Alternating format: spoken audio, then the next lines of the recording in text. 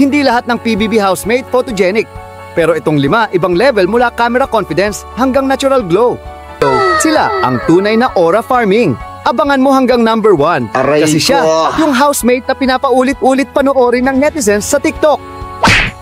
Sa top 5, si Fiang Smith. Kahit candid shot lang, parang laging pang magazine cover. Kilala si Fiang sa effortless beauty niya.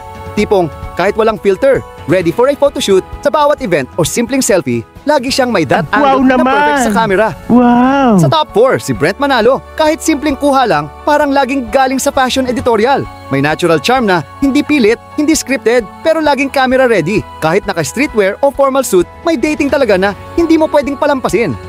Nice! Pangatlo, Jaren Garcia, ang ultimate hit boy ng PBB Gen 11 na parang leading man sa teleserye na walang filter.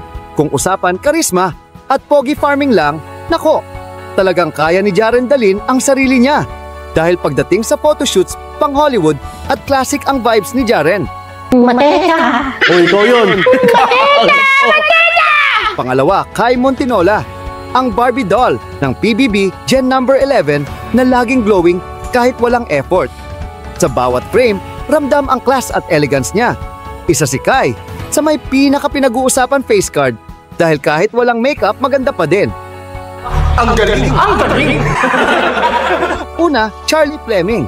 Marami na nakapansin sa standout looks ni Charlie sa PBB. Hindi lang sa beauty, pero sa effortless glow niya. British Filipina na may classic features at yung presence niya on cam, talagang mapapalingon ka sa ganda ng mukha niya. Idagdag mo pa ang pictorial niya, suot ang denim outfit. Sabi pa ng isang netizen, Charlie was born to be a model.